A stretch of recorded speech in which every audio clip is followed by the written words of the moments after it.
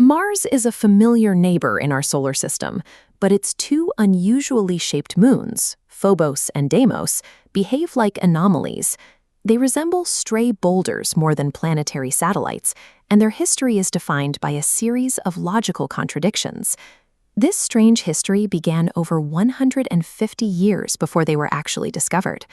In the 1726 novel Gulliver's Travels, Jonathan Swift described astronomers finding two lesser stars orbiting Mars, even detailing their orbital distances and periods with an accuracy that seems impossible for a work of fiction. American astronomer Asaph finally confirmed their existence in 1877 at the Naval Observatory. Using the Great Equatorial Telescope, he identified the two bodies and named them Phobos and Deimos, fear and dread, after the sons of Ares. Predicted by a novelist and identified through the glare of the red planet, these moons established a pattern of defying scientific expectations that continues to this day. Initially, the explanation for their origin seemed simple.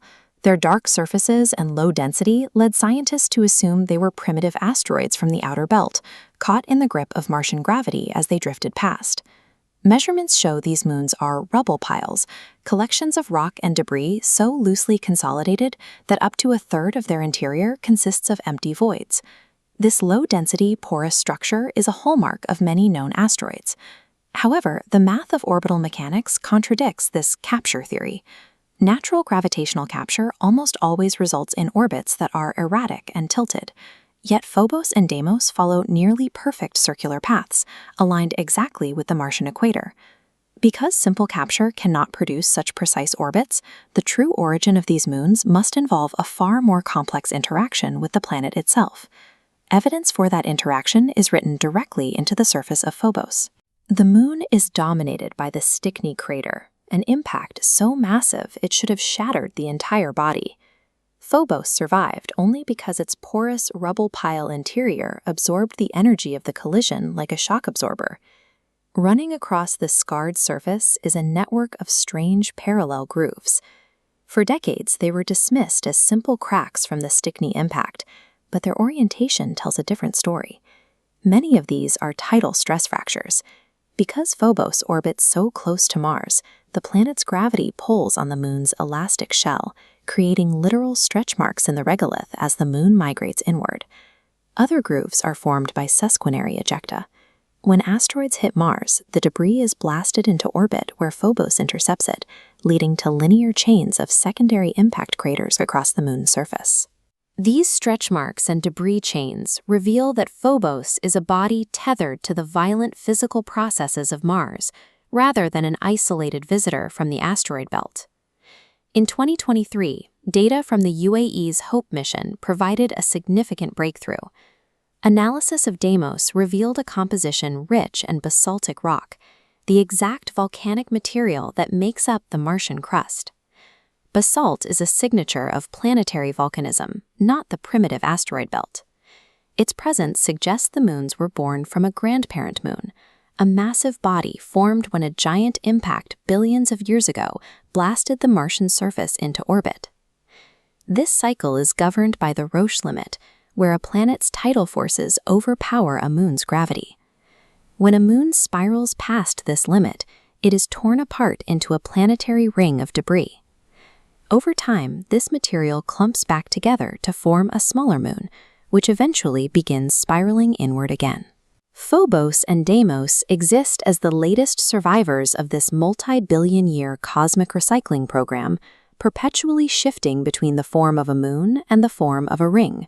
This cycle is currently claiming Phobos.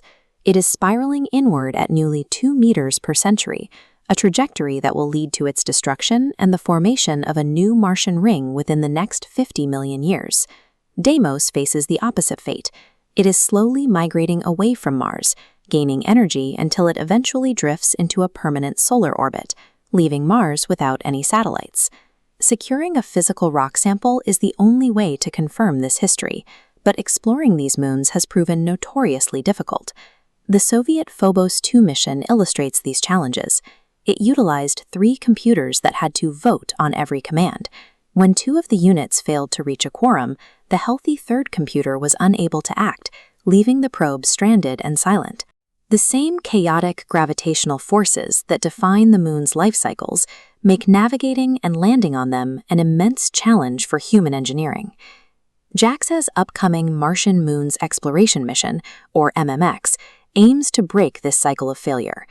It will deploy the ID-FIX rover to test the mechanical response of the regolith before collecting a physical sample to return to Earth. Beyond the scientific mystery, these moons represent a strategic necessity for the human exploration of Mars. By establishing a base on Phobos, astronauts could utilize low-latency teleoperation, controlling surface rovers and robots with almost no delay compared to the 20-minute lag from Earth. The moon's physical properties also offer survival advantages.